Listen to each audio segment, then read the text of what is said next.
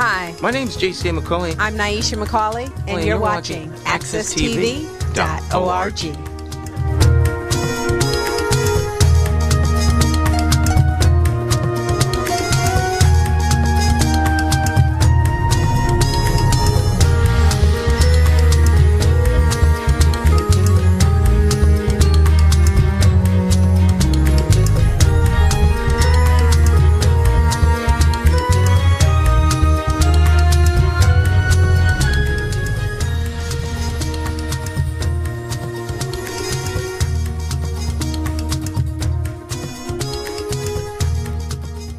Good morning, and welcome back to Miss Cleo's Storytelling Corner.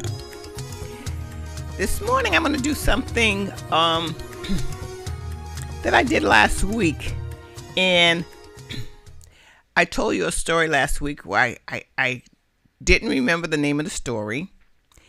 I tell it kind of completely, but not quite completely. And then we had a listener who texted Pastor Stan and said that was called The Three Brothers. It was not called The Three Brothers. It was called If You Don't Like It, Don't Listen. And so then I looked up Three Brothers. And of course, I already know lots of cultures that have that title, Three Brothers. So I said, okay, let me look up a Russian title that says Three Brothers, but they have a lot of three brothers too. So I saw the word Slavic, and I said, that's Russian. Isn't that Russian Slavic?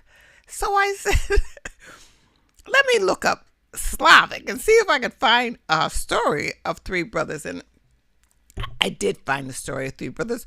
And of course, I also learned about the Slavic countries and a little about the Slavic people, which Russia is the biggest of.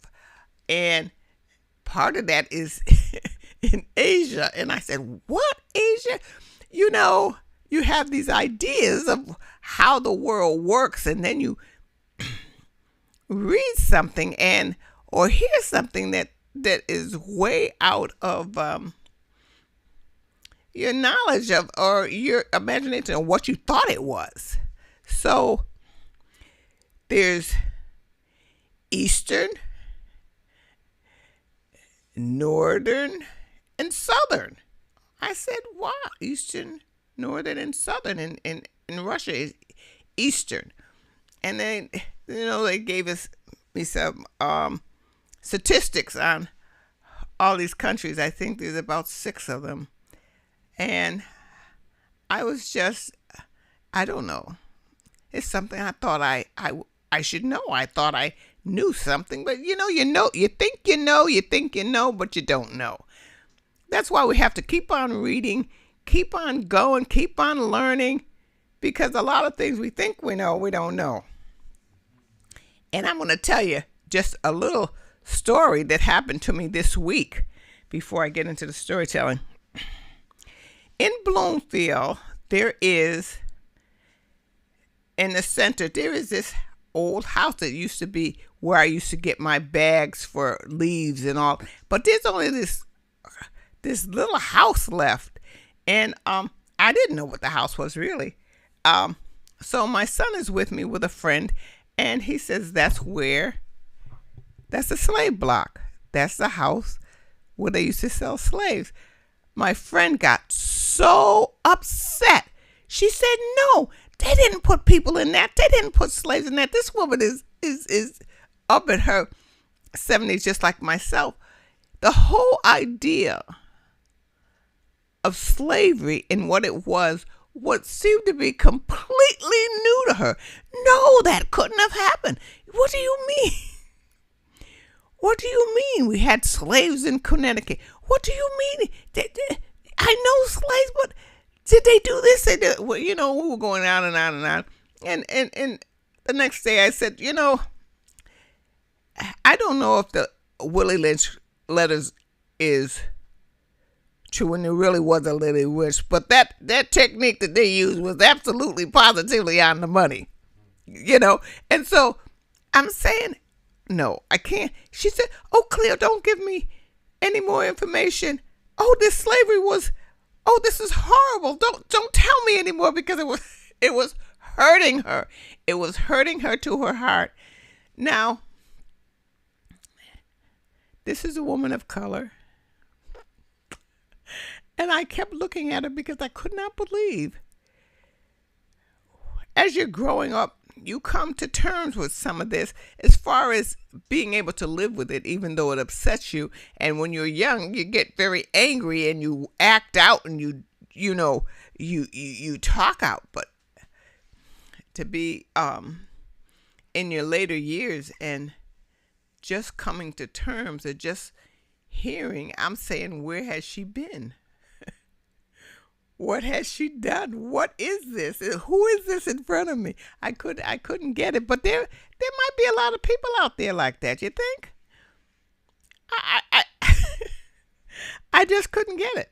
But are there a lot of people out there who just never, people of color, who have never really looked at our history and slavery? She started crying. All the people who died for us, and look at what we're doing now. All the people. It was just like a brand new thing to her. I was just shocked. But now we live in this world that we're living in today. And I feel bad. She couldn't sleep that night. She called me the next day. But I've been through that many years ago. And I feel bad for her. So we just console her and do what we can. I hope there's not too many people out there like that who have to confront themselves at age 77 or 70 something or in their 70s or in their 80s. And, that means that you brought up children and you didn't help them see the world just a little bit so they could navigate. But her children did very well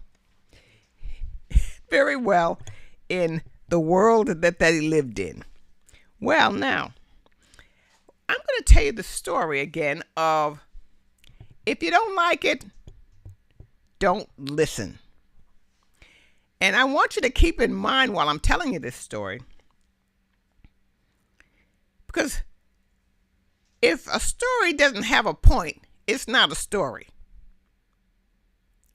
Let me say that again.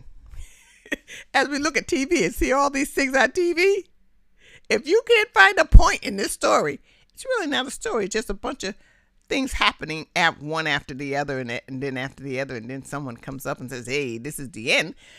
But stories have points. They have lives, and if a story doesn't have a point, then what's the point, right? Okay.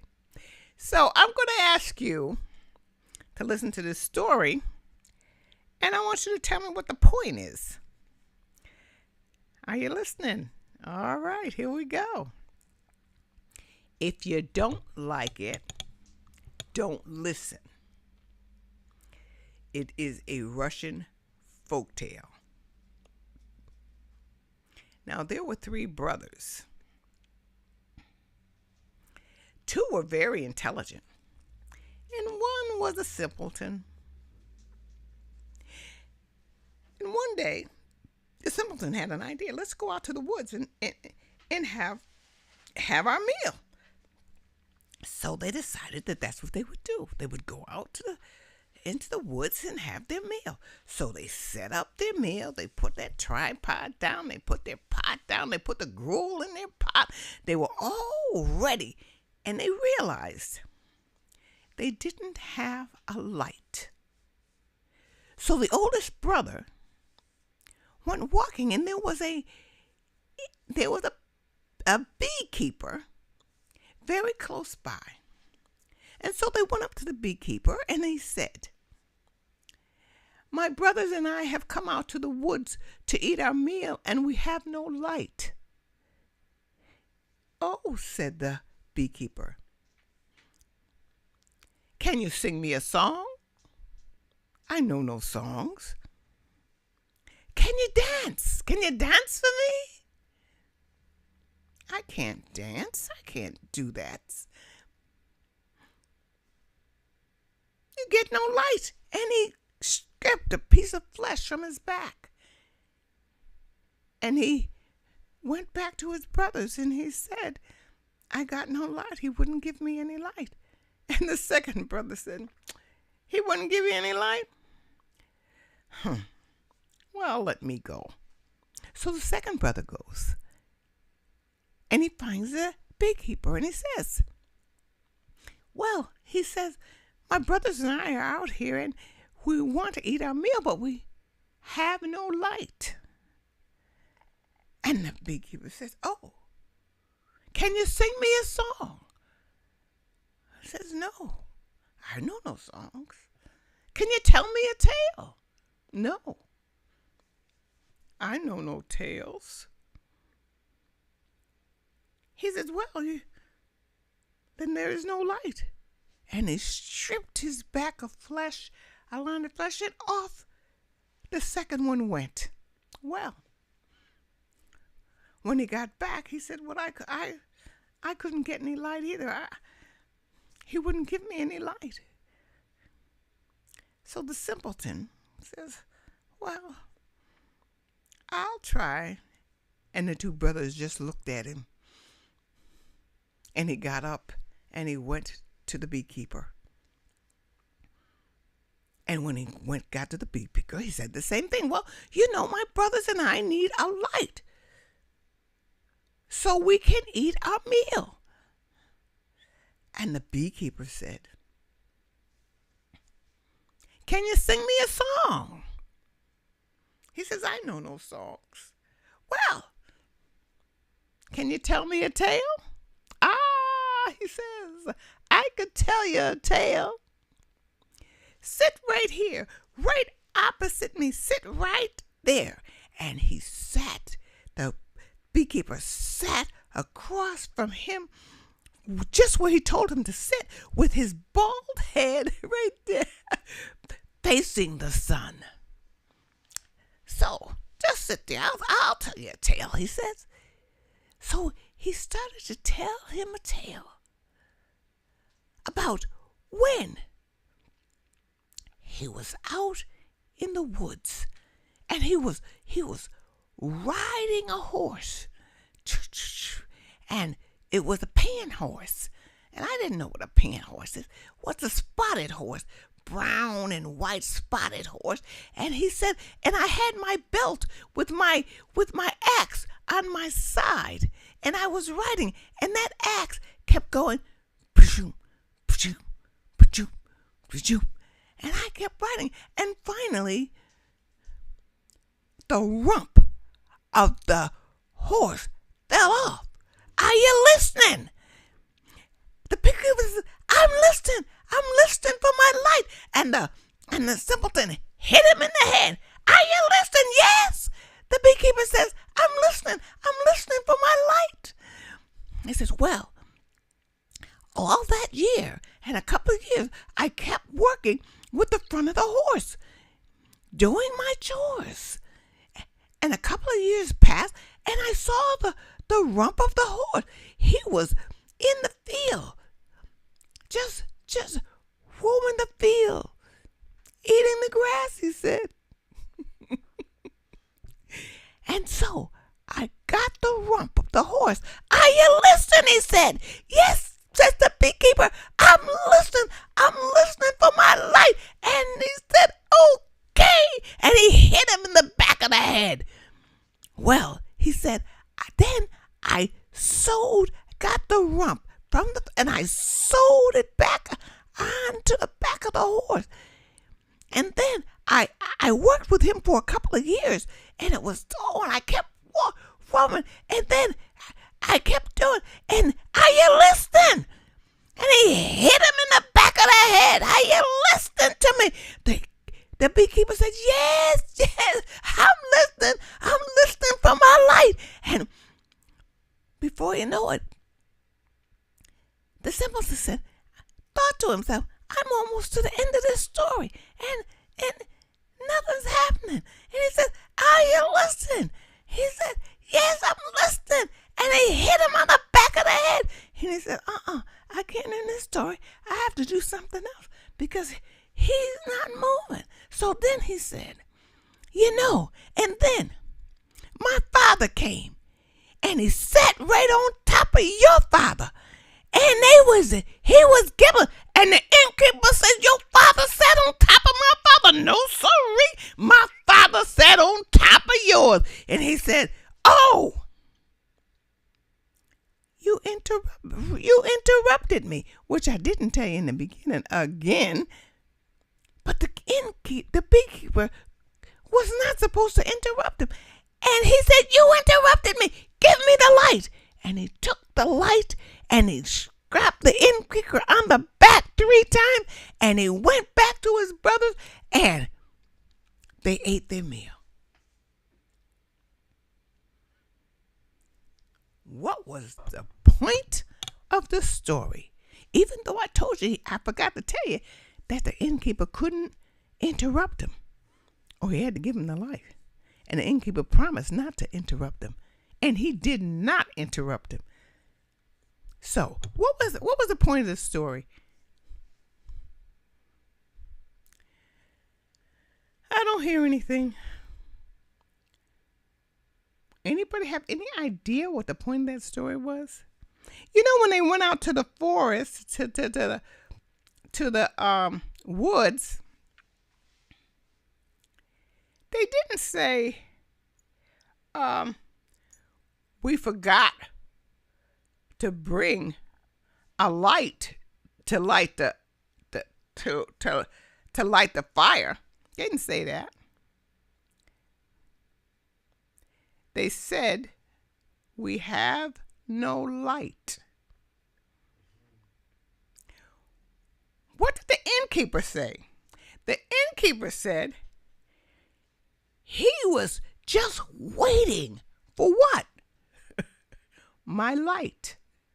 The innkeeper was waiting for the light.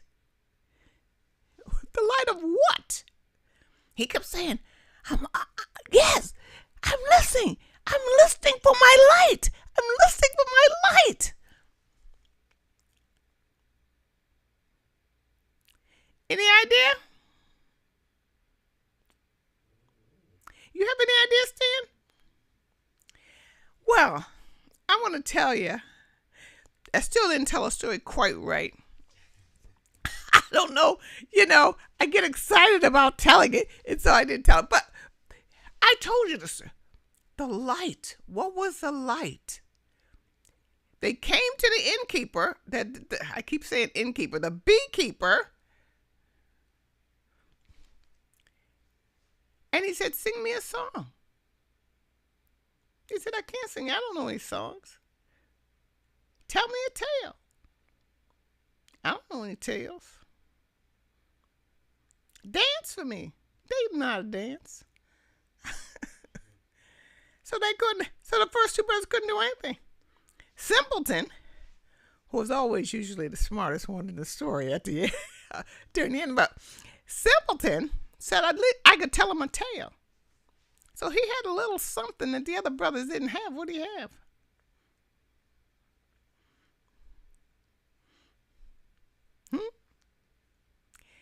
And what was he trying to bring out of the old man?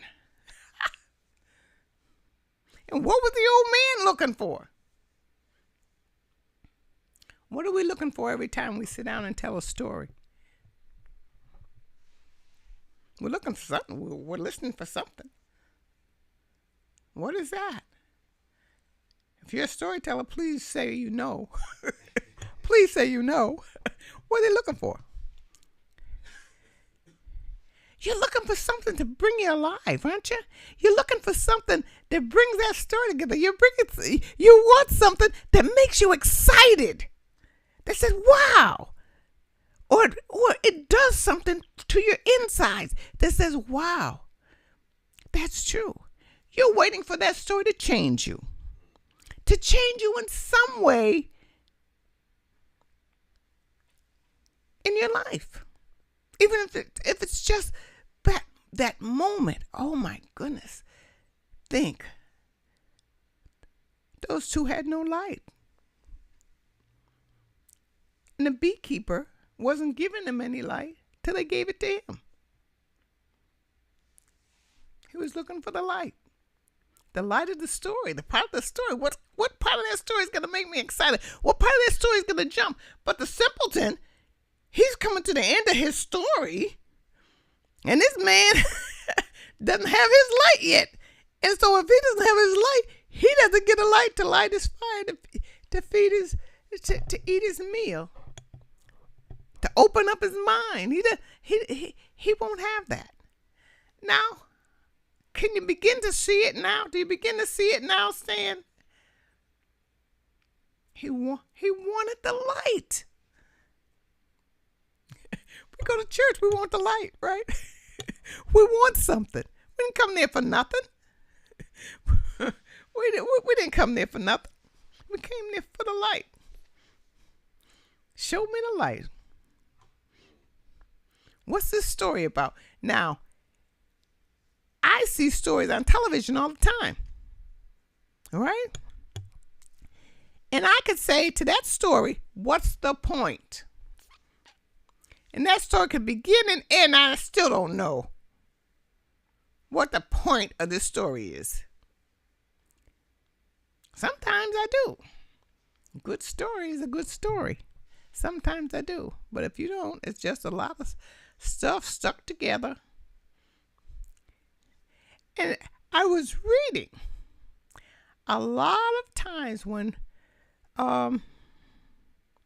we start to write our stories, we start to write them, but we don't figure out what the point of the story is before we start writing. So we write and we write and we write and we write and we write and we write. And then we come to an end and we think this is gorgeous, and someone's gonna read that story and say, hey, what's the point? They say that's why a lot of people self-publish. It's not because they're bad writers, it's because they don't get the point. They don't tell the people the point of their story. That's why, and I was reading, I was so excited about this book. You always start from the inside because there's a lot of stories. Is that 5 Shades of Grey, the name of that book? 50 Shades of Grey. And I was reading, and this author's opinion says, that's an awfully poorly written book. It's horrible. But it was very popular, getting it to sell 1 million copies, over 1 million copies. It wasn't the style of the writing, it was the story. You start with the story. And so I was just studying that this week, and I thought I would share that with you. I thought I would share some of my excitement with you because, you want to become a better and better storyteller. And you want to know all of these things. And they fill my head so much that I really should calm down before I come here so I could just tell you the story. But I never study enough. A week is not enough time to study it and get it in your mind, and so you could settle down and I could tell you the story the way I want to. So that's my experience for this week, and I'm going to try to tell you three brothers story. That actually the name of that story is Three Brothers, and I will be back in I don't know how long. Not long. So we're going to commercial, so I'll be right back. Stay with me.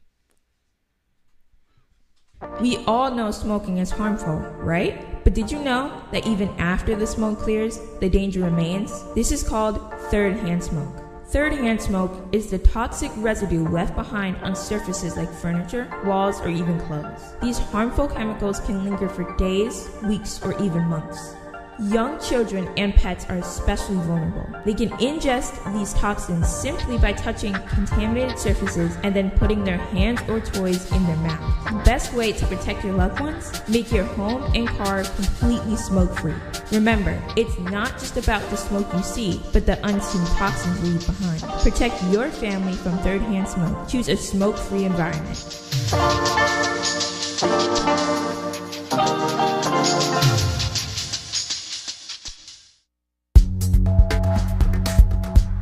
I feel that Hartford Parent University is a great asset to our community. It actually helped me to advocate for my children in ways that I didn't think I was going to be able to. And it's very important to know all the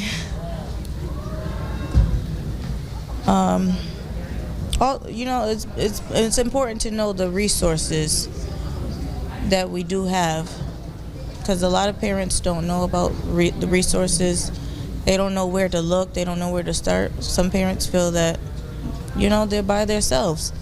They don't know who they can turn to for any help. But Hartford Parent University is one I can say you can turn to and actually get the resources and insight. And it's helpful for me as well as other parents just to be an advocate for their children and also themselves.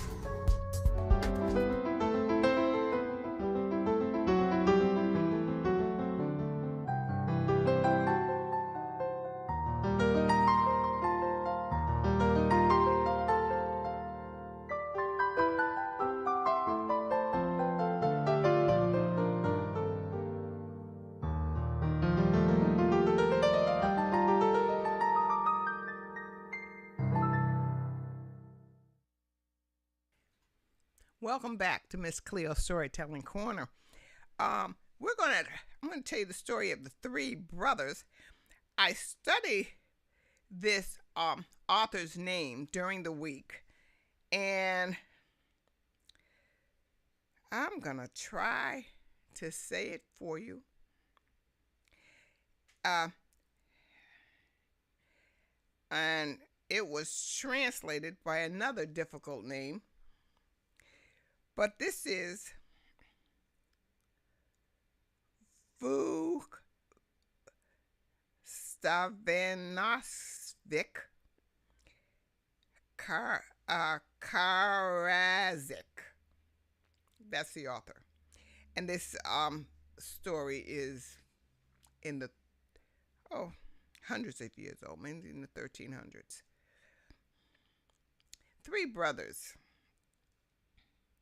He who asks little shall obtain much.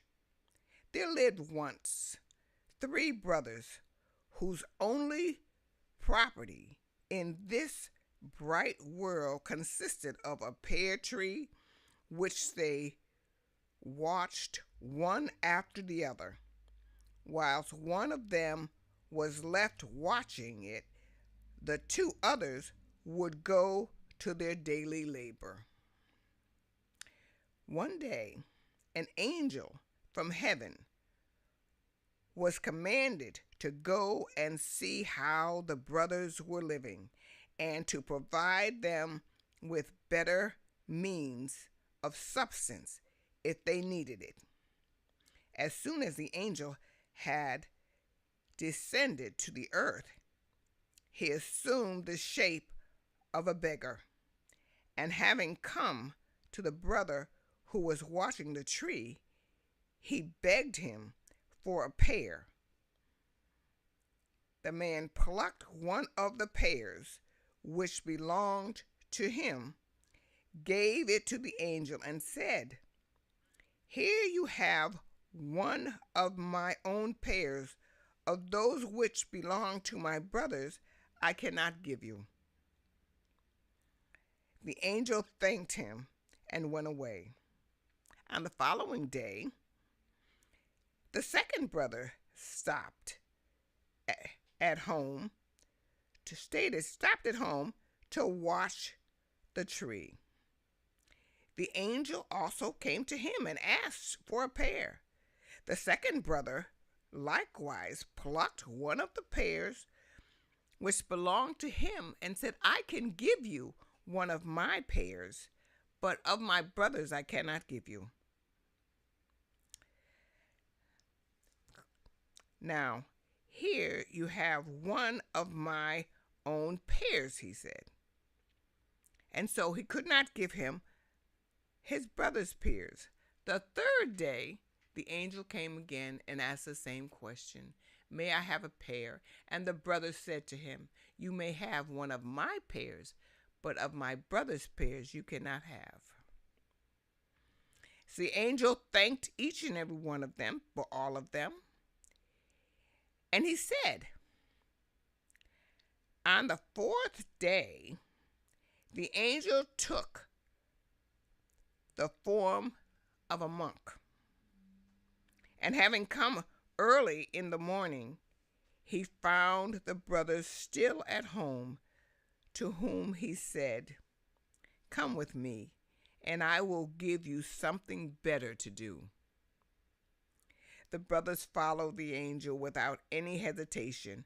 When they had come to a broad, rapid stream, they all rested there, and the angel said to the eldest brother, what would you like to have?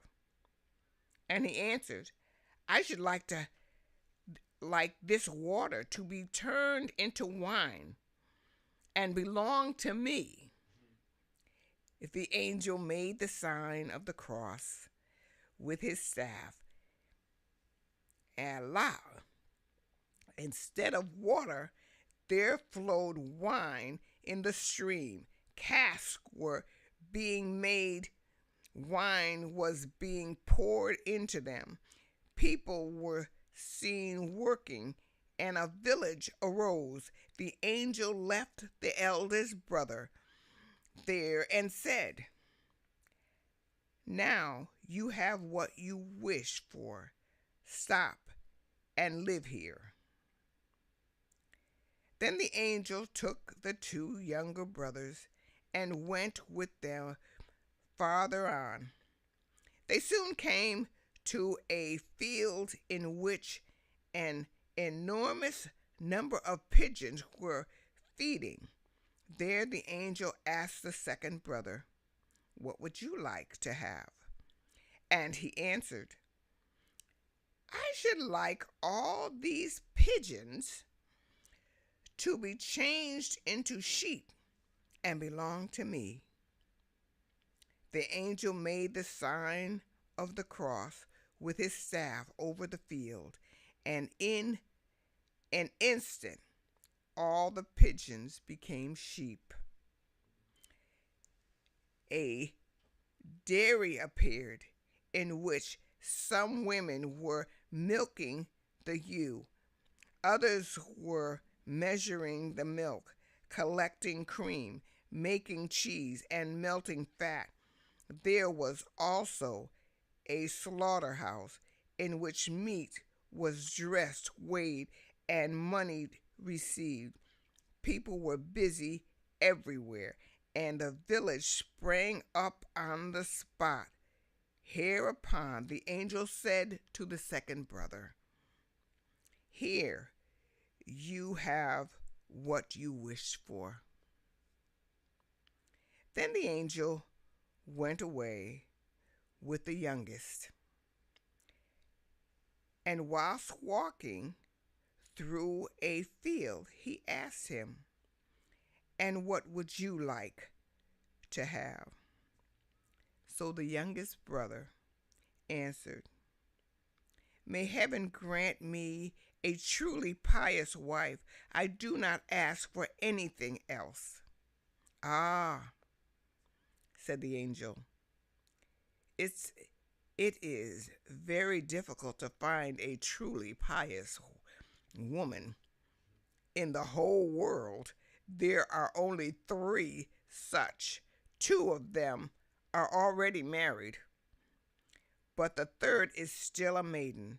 There are, however, already 2 suitors for her."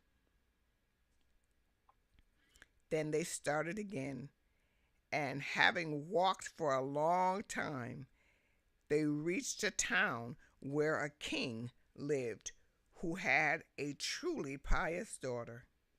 Having entered into the town, they went immediately to the king to ask for his daughter. There they found that 2 kings had arrived before them, had asked for the princess's hand, and had already put their apples on the table. Thereupon they also put their apples on the table by the side of the other apples. When the king saw them, he said to those who stood around, "What shall we do? The first 2 suitors are kings, and these men are mere beggars. In comparison with them." Then the angel said, "I will tell you what to do. Let the princess, take 3 branches of vine, plant them in the garden, and name each one after her suitor. In the morning, on whose branch grapes will be found, him she must take for her husband."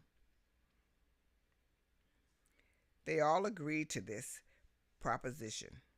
The princess planted 3 branches of vine in the garden and named each one after a suitor. In the morning, there were grapes on the vine of the poor man. The king, not knowing how to get out of this difficulty, was obliged to give his daughter to the youngest brother for wife. He took them at once to the church and married them. After the ceremony, the angel took the newly married couple to a forest and left them there, and they lived in that forest 1 year. When the year was up, the angel was again commanded to go and see how the brothers were living and to assist them if they needed it. Having descended to the earth, the angel again assumed the shape of a beggar, went to the eldest brother where the wine was flowing in the streams, and begged him for a glass of wine. But the man drove him away, saying, "If I were to give a glass of wine to everybody that asks for it, there would be nothing left for me." When the angel heard this, he made the sign of the cross with his staff, and the water flowed again in the stream as before. Then he said to the oldest brother, "Riches were not good for you.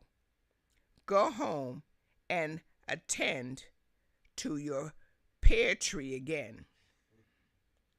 Then the angel went to the second brother, whose sheep covered the field, and begged him for a piece of cheese. He also drove the angel away, saying, "If I were to give you a piece of cheese to everybody that asked for it, there would be nothing left for me." When the angel heard this, he made the sign of the cross with his staff, and the sheep changed into pigeons again. Then the angel said to him, "Riches were not good for you. Go home and attend to your pear tree again." At last the angel went to the younger brother in order to see how he was getting on. And he found him living with his wife in a poor hut in the forest. The angel asked him for a night lodging, and they received him with all their heart and begged him to excuse them that they could not entertain him as they wished. For they added, "We are very poor." And the angel answered them, "Never mind, I shall be satisfied with whatever it is." What were they to do? They had no corn to make bread with, but they used to pound the bark of trees and make bread of it. Such bread the woman prepared also for the visitor, and put it under an earthen cover to bake. Whilst the bread was baking, they entertained the visitor with conversation. When some time afterward they looked to see whether the bread was baked yet, they found under the cover fine bread, nicely baked. One could not wish for better, and it had even risen up under the cover. When the man and his wife saw it, they lifted up their hands to heaven and said, "Lord, receive our thanks. Now we can entertain our visitor." Then they put the bread before the angel and a gourd bottle with water. But as soon as they began to drink out of it, the water was changed into what? Right, wine. Hereupon the angel made the sign of the cross with his staff over the hut, and in its place there rose a princely palace with plenty of all good things in it. Then the angel blessed the man and his wife and departed from them, and they lived happily until their lives' end. Amen. Praise God. So, what was the point?